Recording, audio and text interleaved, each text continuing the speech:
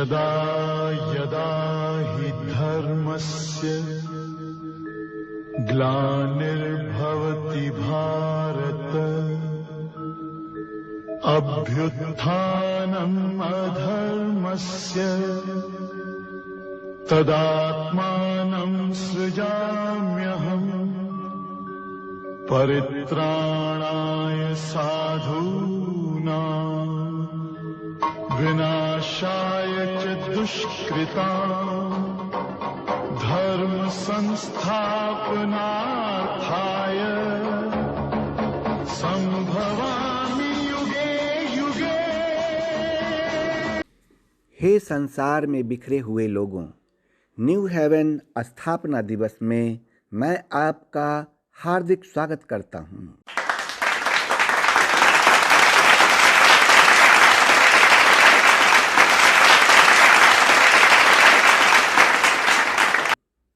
आज जो व्यक्ति इस पर्व को मनाने के लिए सम्मिलित हुए हैं, वे सचमुच ही बहुत भाग्यशाली हैं।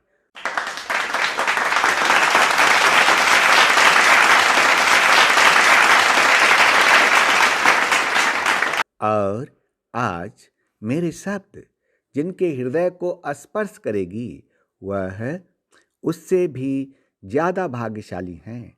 तथा जो व्यक्ति मेरे शब्दों को सुनकर अपने व्यवहारिक जीवन में अपनाएंगे, तो उसका अवश्य ही उद्धार हो जाएगा।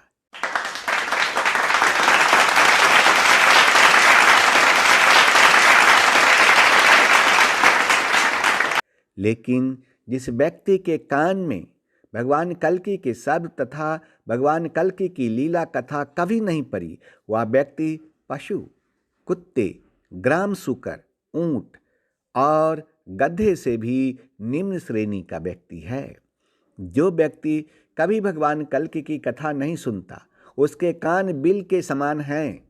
जो जीव भगवान कल्कि की लीलाओं का गायन नहीं करती, वह मेढक की जीव के समान टर टर करने वाली है। उसका तो ना रहना ही अच्छा है। जो सिर कभी भगवान कल्कि के चरणों में नहीं झुकता है, वह रेशमी वस्त्र से सुसज्जित और मुकुट से युक्त होने पर भी बोझ मात्र ही है। जो हाथ भगवान कल्कि की सेवा पूजा नहीं करते, वे सोने के कंगन से विभूषित होने पर भी मुर्दे के हाथ हैं। जिस व्यक्ति के मस्तिष्क, मन और हृदय पर भी उसके मस्तिष्क, मन और हृदय में ईश्वर पुत्र आदि श्री के ज्ञान की खुशबू नहीं पहुंचती, वह लोहा है, लोहा। इसीलिए ईश्वर पुत्र आदि श्री अरुण के मंगल ज्ञान सुनने पर भी वह लोहा रूप व्यक्ति की ओर पिघल कर नहीं जाती है। हे मनुष्य, मैं आपको परम हितकारक वचन कहूँगा, क्योंकि आप मेरे अनन्य प्रिय हैं।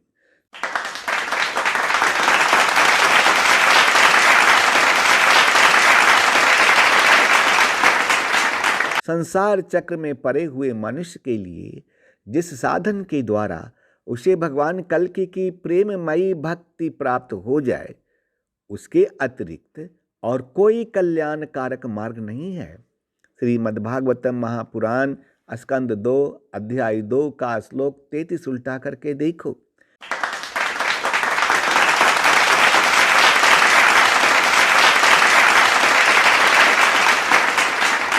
और जिस साधन से भगवान कल्कि के प्रति अनन्य प्रेम हो जाए, उससे बड़ा कोई सर्वश्रेष्ठ धर्म नहीं है। श्रीमद्भागवतम महापुराण स्कंद 2 अध्याय 2 का श्लोक 33 उल्टा करके देखो। और जिस साधन से भगवान कल्कि के प्रति अनन्य प्रेम हो जाए, उससे बड़ा कोई सर्वश्रेष्ठ धर्म नहीं है। श्रीमद्भागवतम महापुराण स्कंद 2 अध्याय 2 का श्लोक 34 उल्टा करके देखो।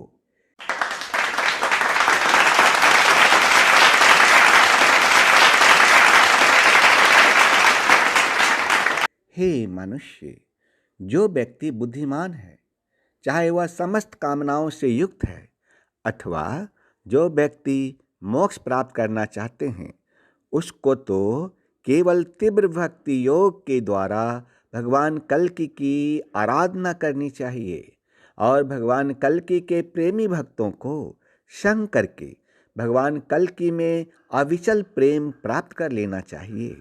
श्रीमद्भागवतम महापुराण स्कंद 2 अध्याय 3 का श्लोक 11 और 12 उलट करके देखो। क्यों? क्योंकि बिना दिव्य दृष्टि का केवल अनन्य भक्ति के द्वारा ही भगवान का चतुर्भुज रूप देखा जा सकता है, तत्वों से उन्हें जाना जा सकता है तथा उनमें प्रवेश कर एक हो सकते हैं। गीता अध्याय 11 का श्लोक 54 उल्टा करके देखो।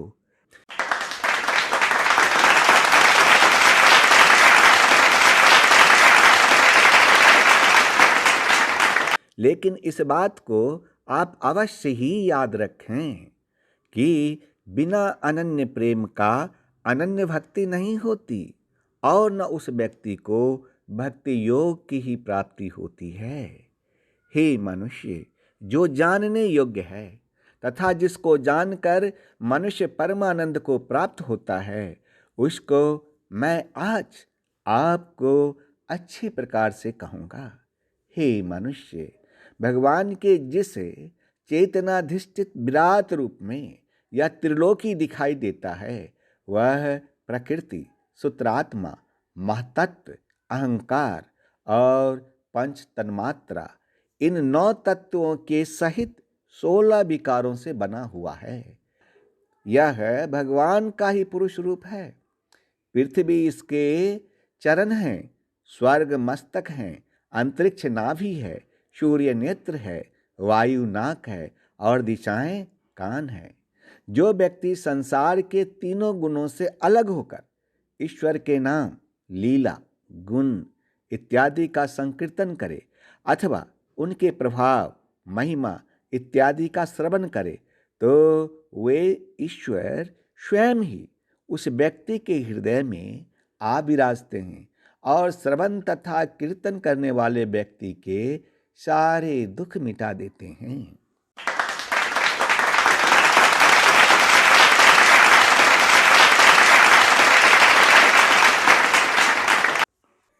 हे मनुष्य, जो दृढ़ निश्चय वाले भक्तजन हैं, जो निरंतर ईश्वर के नाम और गुणों का कीर्तन करते हुए तथा ईश्वर की प्राप्ति के लिए यत्न करते हुए और ईश्वर को बार बार प्रणाम करते हुए सदा ईश्वर के ध्यान में युक्त होकर अनन्य प्रेम से ईश्वर की उपासना करते हैं, उन ईश्वर में चित्त लगाने वाले प्रेमी भक्तों का ईश्वर शीघ्र ही मृत्यु रूप संसार समुद्र से उद्धार कर देते हैं।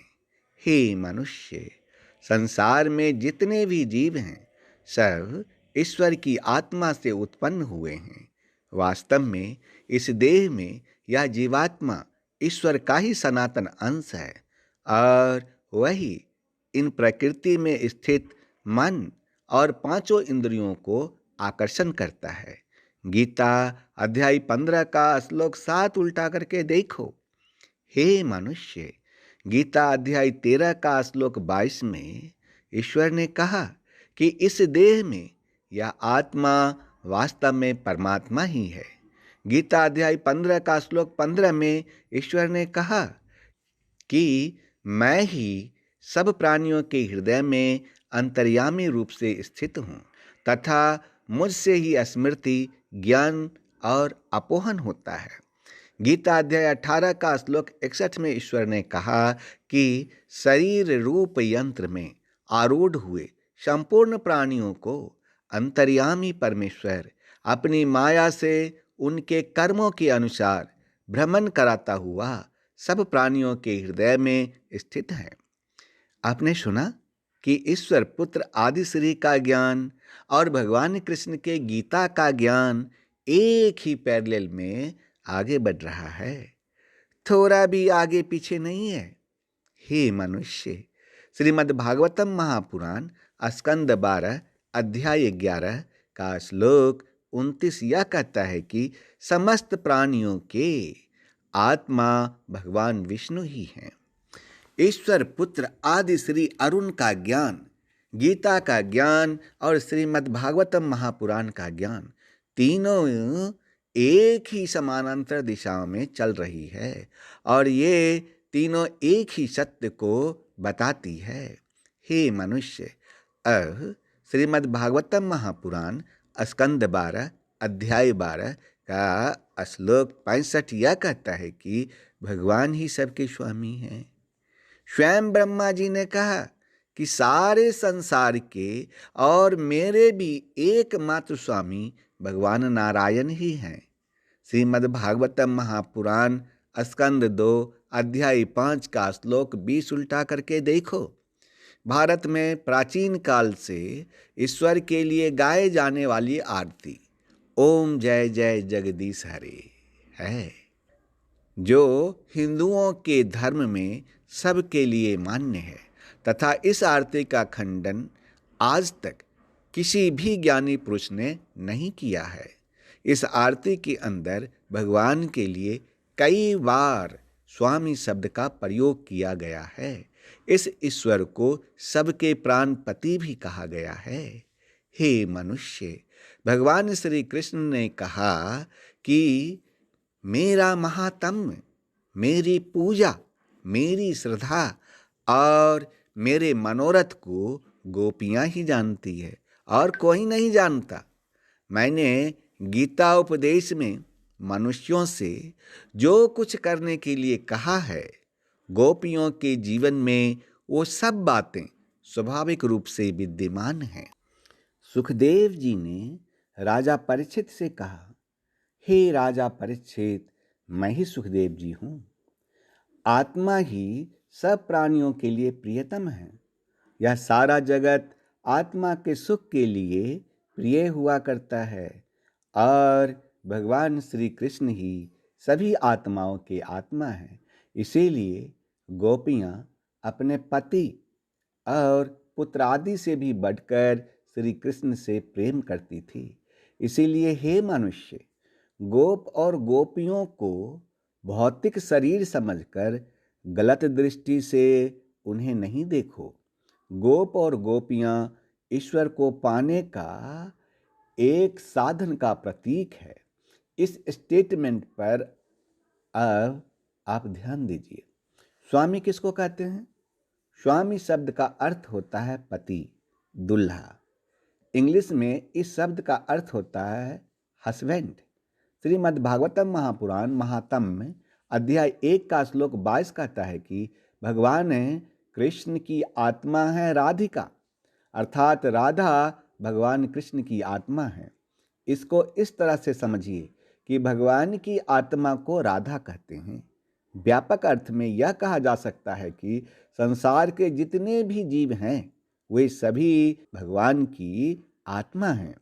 इस रिश्ते से ईश्वर सबके पति हैं, सबके दुल्हा हैं और ईश्वर के सभी जीव ईश्वर के पत्नियां हैं।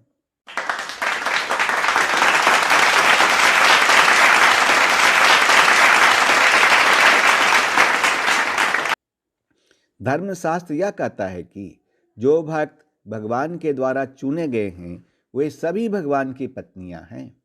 धर्मशास्त्र प्रकाशित वाक्य अध्याय 19 का श्लोक 7 और 8 यह कहता है कि आओ हम आनंदित हों और मगन हों और उसकी स्तुति करें। क्यों? क्योंकि मेमने का विवाह आ चुका है। उसकी दुल्हन ने अपने आप को तैयार कर रखा है। उसको शुद्ध और चमकदार महीन मलमल का कपड़े पहनने का अधिकार दिया गया है। धर्मशास्त्र प्रकाशित वाक्य अध्याय 7 का श्लोक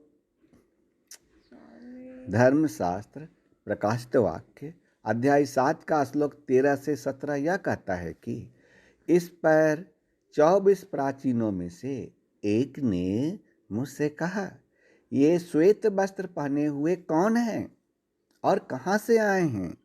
मैंने उससे कहा, हे स्वामी, तू ही जानता है। उसने मुझसे कहा, ये वे हैं जो उस महाक्लेश में से निकलकर आए हैं। इन्होंने अपने अपने वस्त्र मेमने के लहू में धोकर श्वेत किए हैं। इस पंक्तियों में भी ईश्वर को स्वामी अर्थात पति नाम से संबोधित किया गया है। इसी कारण वे परमेश्वर के सिंहासन के सामने हैं और उसके मंदिर में दिन रात उसकी सेवा करते हैं, और जो सिंहासन पर बैठा है वह उनके ऊपर अपना तंबू तानेगा। वे फिर भूखे और प्यासे ना होंगे और न उन पर धूप न कोई तपन पड़ेगी, क्योंकि मेमना जो सिंहासन के बीच में है उनकी रखवाली करेगा और उन्हें जीवन रूपी जल के सोतों के पास ले जाया करेगा, और परमेश्वर उनकी आंखों से सब आंसू पोंछ डालेंगे।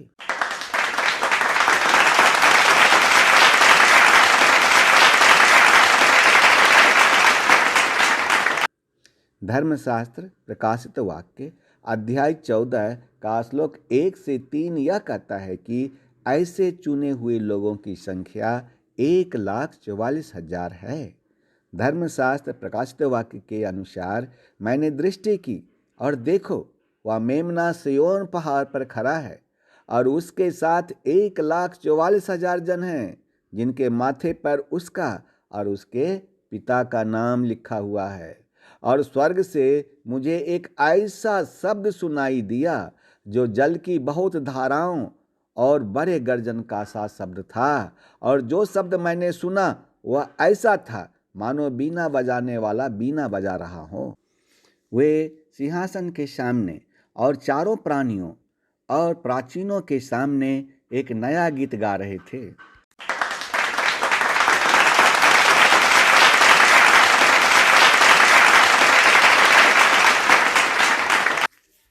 गोप और गोपियाँ ईश्वर को पाने का एक साधन का प्रतीक है। ऋषियों ने एकमात्र भगवान की सेवा करने के लिए गोपियों के रूप में अवतीर्ण हुए थे। वे भगवान को अपने प्रियतम रूप में सेवा करके भगवान को प्राप्त किए थे। ऋषियों को गोपी के रूप में जन्म लेने का एक और कारण है। त्रेता युग में 14 वर्ष के वनवास के दौरान भगवान राम सीता जी और लक्ष्मण जी के साथ दंडकारण्य वन की यात्रा कर रहे थे। वहीं सतयुग तथा त्रेता के ऋषि और मुनि तप कर रहे थे। भगवान राम के सामने आते ही उनकी समाधि टूट गई। उनकी साधना पूरी हो चुकी थी। सभी ऋषि मुनि एकत्र होकर भगवान राम की स्तुति किए। भगवान राम उन ऋषियों से बोले कि हे ऋषिवर, मैं आपके तप से प्रसन्न हूँ, वरदान मांगो। तब सभी ऋषि मुनियों ने एक स्वर से कहा कि हे प्रभु, जिस प्रकार सीता जी आपके प्रेम को प्राप्त हैं और आप सीता जी से प्यार करते हैं, ठीक वैसा ही प्रेम हम सबको भी मिले। भगवान राम ने उस ऋषि मुनियों से कहा कि हे ऋषिवर, यह वरदान तो बहुत ही दुर्लभ है। इसके लिए तुमको इंतजार करना होगा। द्वापर युग में तुम सभी ब्रज में गोपियों के रूप में जन्म लोगे, तब मैं तुम सबको सीता जी के समान प्रेम दे सकूंगा और आप सीता जी के समान मेरे प्रेम को प्राप्त कर सकोगे। इसी कारण द्वापर युग में सभी ऋषि मुनि व्रज में गोपियों के रूप में जन्म लिए और वे सीता जी के समान भगवान के प्रेम को प्राप्त किए। ऐसे ऋषि जिन्होंने भगवान के दिव्य स्वरूप को देखकर अपने आप को न्यौछावर कर देने वाली सिद्धि को प्राप्त किए, वे ऋषिगण जिनकी प्रार्थना से प्रसन्न होकर भगवान ने उन्हें गोपी रूप होकर भगवान को प्राप्त होने का वरदान दिया था, वही ऋषि द्वापर युग में ब्रज में तथा कलयुग में गोपी बनकर आए। पूर्व जन्म में 8 ऋषि तपस्या किए और भगवान से वरदान पाकर द्वापर युग में गोपियां बनकर आए। पद्म पुराण के पाताल खंड में बहुत से ऐसे ऋषियों का वर्णन है जिन्होंने बड़ी कठिन तपस्या करके अनेकों कल्पों के बाद गोपी स्वरूप को प्राप्त किया।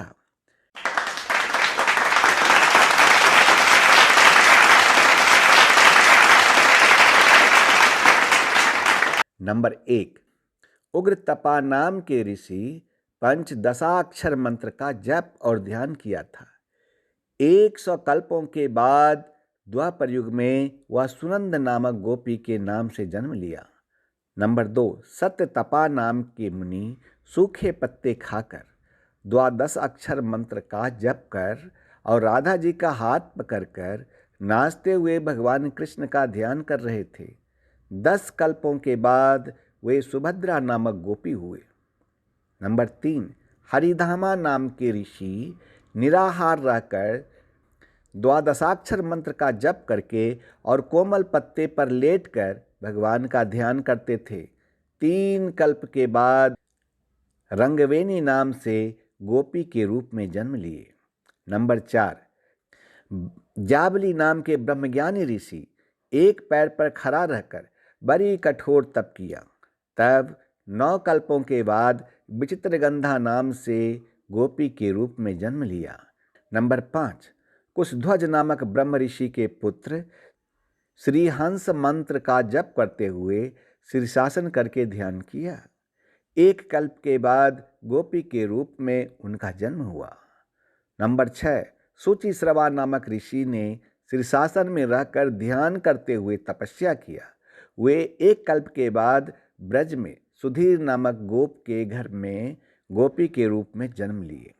भगवान कृष्ण ने अर्जुन से कहा कि हे पार्थ, मेरा महात्म्य, मेरी पूजा, मेरी श्रद्धा और मेरे मनोरथ को गोपियां ही जानती है और कोई नहीं जानता।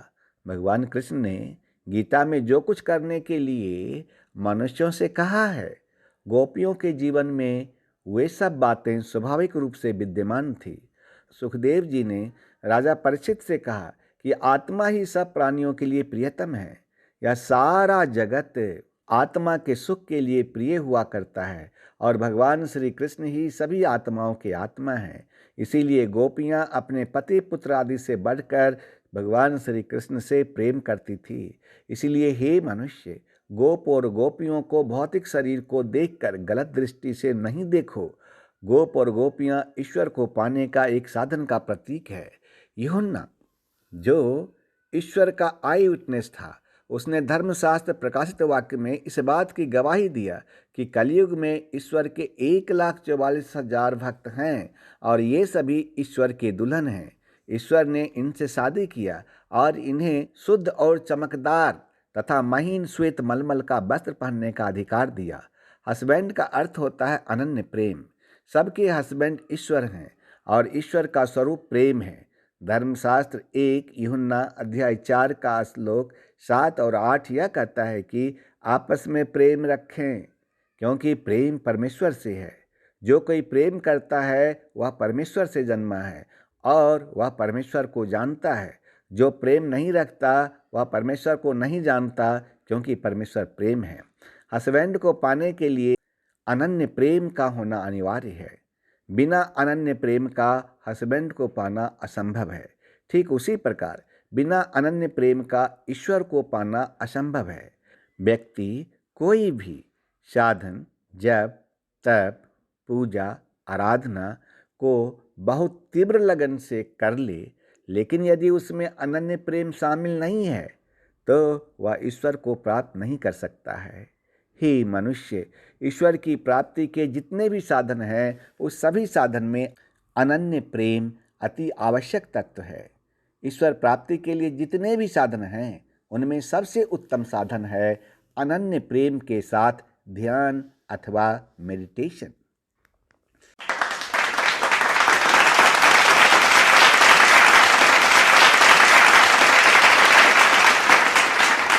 हे मनुष्य, हमारा आज का विषय अनूठा है, जिसको आज से पहले आपने कभी नहीं सुना होगा। आज मैं आपसे जो भी कहूँगा वह किसी भी धर्म ग्रंथ में या शास्त्र के आधार पर नहीं कहूँगा या फिर पहले से कही गई बातों का दोहराव नहीं होगा। मैं जो भी आपसे बोलूँगा वह व्यक्तिगत अनुभव के आधार पर बोलूँगा। जीवन बहुत जटिल है, इसे समझना लगभग असंभव जैसा है। पहले तो समझना ही मुश्किल है, लेकिन अगर किसी प्रकार से थोड़ा समझ में आ भी जाए तो फिर इसको दूसरे को समझा पाना और भी ज़्यादा कठिन है। और ये मजबूरी हमेशा से सबके साथ रही है। फिर वे चाहे भगवान बुद्ध हो, चाहे नानक हो, चाहे कबीर हो, चाहे वेद हो, चाहे उपनिषद हो, चाहे गीता हो, फिर चाहे वह बाइबल हो या कुरान हो, जिसने भी इस सत्य को जाना वह हमेशा ही उसे कहने में असमर्थ रहा है। सत्य को कह कह करके भी कहा नहीं जा सका, और जो कहा गया उसे समझा नहीं जा सका। सत्य गूंगे का गुर बनकर रह गया। इसका कारण यह है कि उस समय विज्ञान विकसित नहीं हुआ था। आज के वर्तमान समय में विज्ञान काफ़ी विकसित है, इसीलिए ध्यान अथवा मेडिटेशन को समझना बड़ा ही सरल हो गया है। आज के वर्तमान समय में जो लोग ध्यान अथवा मेडिटेशन के बारे में बता रहे हैं वह अपूर्ण है। क्यों? क्योंकि उन्हें ध्यान अथवा मेडिटेशन के बारे में पूर्ण रूप से जानकारी ही नहीं है। इसलिए आज आप लोगों के सामने मुझको आने की जरूरत पड़ गई। सच्चाई यह है कि मेरे सिवा आपको ईश्वर के बारे में न तो कोई लोग बता सकता है और न ईश्वर को दिखा सकता है। धर्मशास्त्र 1 तिमुथियुस अध्याय 6 का श्लोक 14, 15 और 16 यह कहता है कि ईश्वर पुत्र के प्रकट होने तक इस आज्ञा को निष्कलंक और निर्दोष रख, जिसे वह ठीक समय पर दिखाएगा, जो परम धन्य और एकमात्र अधिपति और राजाओं का राजा और प्रभुओं का प्रभु है। अमरता केवल उसी की है और वह अगम्य ज्योति में रहता है। उसे न तो किसी मनुष्य ने देखा और न कभी देख सकता है। ईश्वर को देखने के लिए मात्र 3 उपाय हैं। प्रथम, कोई आपको दिव्य दृष्टि दे दे। दूसरा, ईश्वर के लिए आपके हृदय में अनन्य प्रेम के साथ अनन्य भक्ति का उदय हो जाए। और तीसरा, कोई आपको ध्यान अथवा मेडिटेशन करने की कला सिखा दे। दिव्य दृष्टि तो आपको केवल गुरुदेव ही दे सकते हैं अथवा कोई अवतारी पुरुष दे सकते हैं। ईश्वर के लिए अनन्य प्रेम के साथ अनन्य भक्ति आप अपने अंदर स्वयं जगा सकते हैं, तथा ध्यान या मेडिटेशन आपको केवल वही व्यक्ति सिखा सकता है जो स्वयं प्रैक्टिकल अभ्यास करके कम से कम सत्यलोक तक गया हो और आपको वह प्रैक्टिकल अभ्यास करवा दें। अन्यथा दूसरा कोई भी व्यक्ति आपको ध्यान या मेडिटेशन नहीं सिखा सकता है। अब प्रश्न यह उठता है कि ध्यान क्या है? ध्यान पर्दा हटाने की कला है। यह पर्दा बाहर नहीं है, यह पर्दा आपके भीतर पड़ा है, आपके अंतःकरण में पड़ा है। पर्दा बुना है विचारों से। अच्छे विचार, बुरे विचार, इनके ताने बाने से पर्दा बना है। जैसे जैसे आप विचारों को हटाने में सफल होने लगोगे अथवा जब कभी भी पर्दा के पार झांकने में सफल होने लगोगे या जैसे ही आप पर्दा को हटाने में सफल हो जाओगे, वैसे ही ध्यान हो जाएगा। विचार को हटाने की क्रिया का नाम ध्यान है। सभी जीवों के मन में जो विचार उत्पन्न होते हैं वह है सत्व, रज और तम गुणों का मिश्रण है। यही जीवों के अंतःकरण में पर्दा है जो जीव को ईश्वर से मिलने नहीं देता है। इसी पर्दा को हटाने की कला को सीख जाइए तो आपका ध्यान हो जाएगा।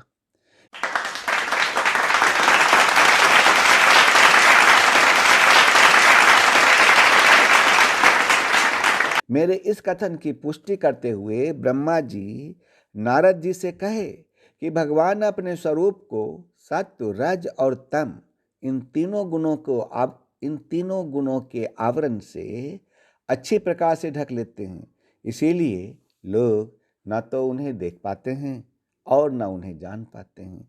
श्रीमद् भागवतम महापुराण स्कंद 2 अध्याय 5 का श्लोक 20 उल्टा करके देखो। ध्यान का अर्थ है भीतर कोई ऐसी संधि जहाँ तुम तो हो और जगत तो है, लेकिन दोनों के बीच में विचार का पर्दा नहीं है। कभी सूरज को उगते देखकर, कभी चांद को उगते देखकर, कभी शांत वृक्षों को देखकर और कभी शांत गुलमोहर के वृक्षों को ध्यान करते हुए। तुम हो गुलमोहर, है सजा दुल्हन की तरह, और बीच में कोई विचार नहीं है। इतना भी विचार नहीं कि ये गुलमोहर का वृक्ष है, फूल सुंदर हैं, इतना भी विचार नहीं। शब्द उठ ही नहीं रहे हैं, अवाक, मौन। इस तथ्य पर तुम रह गए हो। उस घड़ी का नाम ध्यान है। यह चाह से नहीं होती। तो अब प्रश्न यह उठता है कि ध्यान के लिए क्या करें? ध्यान के लिए अपने आप को शिथिल करें। मन में उठने वाले विचार को रुक जाने दें। जिस वक्त मन में विचार उठना बंद हो जाएगा, उसी वक्त आप मस्तिष्क के अंदर स्थित आत्मा अथवा ईश्वर को साफ साफ देख सकते हैं।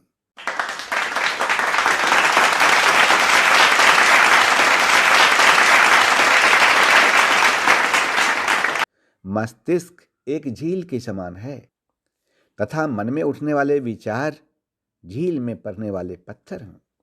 झील के जल में पत्थर के गिरते रहने से जल में तरंग उत्पन्न होता रहता है। इसी तरंग के कारण जल के अंदर की वस्तु दिखाई नहीं पड़ती है। जब झील में पड़ने वाली पत्थर का जल में गिरना बंद हो जाएगा, तब कुछ देर इंतजार करने के बाद जल के अंदर उठने वाले तरंग नष्ट हो जाएंगे और झील के अंदर पड़ा वस्तु साफ साफ दिखाई देने लगेगा। ठीक उसी प्रकार जब मस्तिष्क रूप झील में उठने वाले विचार रुक जाएंगे, तब उस झील में उठने वाले तरंग भी नष्ट हो जाएंगे और मस्तिष्क के अंदर स्थित आत्मा अथवा ईश्वर साफ साफ दिखने लगेगा। अब प्रश्न यह उठता है कि ईश्वर कहाँ है? जवाब बड़ा ही सरल है। ईश्वर के सिवा कुछ भी नहीं है। जो चीज़ दिखता है वह ईश्वर के अंदर सृजा हुआ मौजूद है। जो कुछ सृष्टि में है या जितनी सृष्टि है वह ईश्वर ही है, क्योंकि ईश्वर से अलग कोई सृष्टि ही नहीं है। आप यह कह सकते हैं कि जहाँ कुछ भी नहीं दिखता वहाँ ईश्वर मौजूद नहीं है। जब तक आप ईश्वर को नहीं समझेंगे, तब तक आप न तो जीवन को समझ पाएंगे और न ध्यान को। अनेकों लोगों ने अनेकों बार पूछा है कि ध्यान किसका करें? ईश्वर का ध्यान करें। आप ईश्वर का ध्यान कैसे करेंगे? ईश्वर को आपने कभी देखा है? क्या ईश्वर से आपका कभी परिचय है? जब कभी भी आप ईश्वर के बारे में सोचते हैं तो आपको क्या दिखाई देता है? हिंदुओं को राम, कृष्ण, शंकर जी, हनुमान जी इत्यादि। क्रिश्चियन को प्रभु यीशु, मुसलमान को अल्लाह या पैगंबर, सिख को गुरु नानक जी। लेकिन क्या कभी आपने सोचा है कि ये सब रूप काल्पनिक हैं? ईश्वर कभी भी मनुष्य के जैसा हो ही नहीं सकता। ईश्वर का कोई एक आकार नहीं हो सकता। या तो निराकार या फिर सभी आकार। यदि आप कहेंगे कि सबसे बड़ा है वह ईश्वर, क्योंकि जो सबसे बड़ा है उसमें पूरा ब्रह्मांड समाया है, पूरी सृष्टि समाई है। और जहाँ शून्य है, जहाँ कुछ भी नहीं है, फिर भी पूरा ब्रह्मांड शून्य में ही समाया है। यदि ईश्वर को समझना हो तो यह बहुत ज़रूरी है कि आप समझें कि जहाँ कुछ भी नहीं है वहीं सब कुछ मौजूद है। जो कहीं नहीं है वही सब जगह मौजूद है। जो कुछ भी नहीं है वही तो सब कुछ है। अर्थ भले ही विपरीत दिखाई पड़ते हो, वास्तव में एक ही बात है। परमात्मा कोई द्वैत नहीं है, जहाँ दो नहीं, जहाँ निराकार और आकार एक ही है, जहाँ आप और परमात्मा एक ही हैं। परमात्मा है सागर की तरह और आप हैं एक बूंद। सागर भी पानी है और बूंद भी पानी है, उसमें कोई फर्क नहीं है। परमात्मा है शून्य। सागर और बूंद में तो फिर भी मात्रा का फर्क है, लेकिन छोटा सा शून्य और नहीं। यहाँ मात्रा का, क्वांटिटी का भी कोई अर्थ नहीं। शून्य केवल शून्य है, चाहे वह आपके भीतर का हो या ब्रह्मांड का। यहाँ शून्य का ही सारा खेल है। जब आप पूछते हैं कि ध्यान किसका करें, अगर मैं कहूँ कि परमात्मा का ध्यान करना है, तो इसका अर्थ यह हुआ कि शून्य का ध्यान करना है, क्योंकि शून्य के अतिरिक्त और कोई परमात्मा नहीं हो सकता। लेकिन जैसे ही मैं आपसे कहूँ कि शून्य का ध्यान करो, तो आप अपनी कल्पना में शून्य के आकार को देखने लगेंगे। आप एक बड़ी सी आकार की आकृति की कल्पना करने लगेंगे। शून्य का अर्थ है निराकार, जहाँ कुछ भी नहीं है। शून्य का अर्थ है बिल्कुल खाली। परमात्मा अनंत है, परमात्मा असीम है, परमात्मा पूर्ण है। पूर्ण का अर्थ होता है कि अगर पूर्ण में से पूर्ण को निकाल दे, अगर पूर्ण में से पूर्ण को माइनस कर दें, तो भी बाकी पूर्ण ही शेष रहता है। तो आप समझ सकते हैं कि पूर्ण क्या हो सकता है। केवल पूर्ण ही शेष हो सकता है। शून्य में से शून्य को माइनस करो तो भी शून्य ही बचता है। पूर्ण का अर्थ है पूरा ब्रह्मांड, पूरी सृष्टि, जहां 99.9999% शून्य है।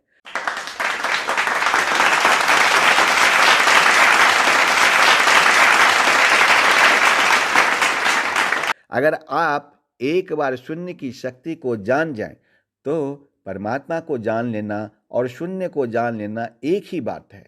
मन का शून्य हो जाना ही मन की शुद्धता है। मन की सारी वासनाएं, सारी इच्छाएं मन को अशुद्ध कर रही है। और मज़ेदार बात यह है कि अगर आपकी सभी चाह, सभी इच्छाएं, आपकी सभी वासनाएं अपने से ही समाप्त हो जाएं, तो आपको सब कुछ मिल जाता है। ऐसा नहीं कि इसका आप कोई प्रयास ना करें।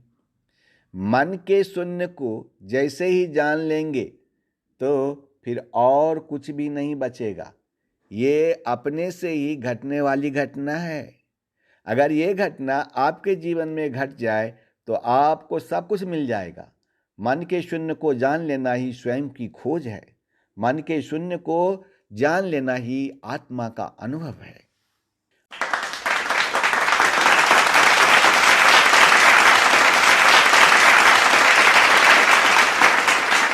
अब प्रश्न यह उठता है कि ध्यान अथवा मेडिटेशन किस समय करें। ध्यान अथवा मेडिटेशन करने का सबसे उत्तम समय ब्रह्म मुहूर्त यानी कि सुबह 4 बजे तथा रात में सोने से पहले है। Opening prayer. नंबर 1, व्यक्ति को चाहिए कि वह सुखासन पर इस तरह बैठे कि उसके एड़ी से गुदा दबता रहे। नंबर 2, गुरु आराधना करें। गुरु ब्रह्मा गुरु विष्णु गुरु देवो महेश्वर गुरु साक्षात पर ब्रह्म तस्मै श्री गुरुवे नमः। नंबर 3, अनुलोम विलोम प्राणायाम कम से कम 10 मिनट तक करें। इस बात को याद रखें कि सांस लेने में ओ तथा सांस छोड़ने में मौ शब्द का उच्चारण मन ही मन करें। नंबर 4, गुरुदेव के द्वारा दिए गए मंत्र का जप करें। प्रत्येक मंत्र का उच्चारण 11-11 बार अवश्य करें। नंबर 5, पहले एडी से अपनी गुदा को दबाकर स्थित हो जाएं। प्राणवायु को खड चक्र भेदन विधि से ऊपर ले जाएं। व्यक्ति को चाहिए कि वह गुदा से नाभि चक्र मणिपूरक में, नाभि चक्र मणिपूरक में स्थिर वायु को हृदय तक अनाहत में, वहां से उदान वायु के द्वारा वक्ष स्थल के ऊपर विशुद्ध चक्र में, फिर उस वायु को धीरे धीरे विशुद्ध चक्र के अग्रभाग में चढ़ा दें, अर्थात तालु में चढ़ा दें। इसके बाद तालु में स्थित वायु को दोनों भाव के बीच आज्ञा चक्र में ले जाएं। यदि किसी लोक में जाने की इच्छा नहीं हो, तो थोड़ी देर तक वायु को वहीं रोककर स्थिर लक्ष्य के साथ उसे सहस्रार में ले जाकर परमात्मा में स्थिर हो जाए। अगर यदि ऊपर के लोक में अथवा सत्यलोक में जाना हो, तो पहले शून्य में, इसके बाद महाशून्य में, इसके बाद भंवर गुफा में, इसके बाद सत्यलोक में प्रवेश करें। वहां पर थोड़ा देर रुककर जैसे जैसे ऊपर गए थे वैसे वैसे आप नीचे वापस आएं।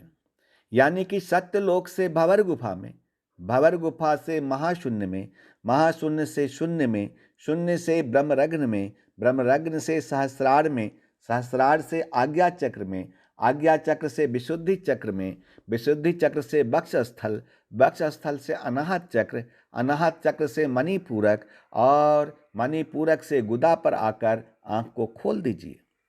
नंबर 6, ध्यान अथवा मेडिटेशन समाप्त करने से पहले भगवान को धन्यवाद दें।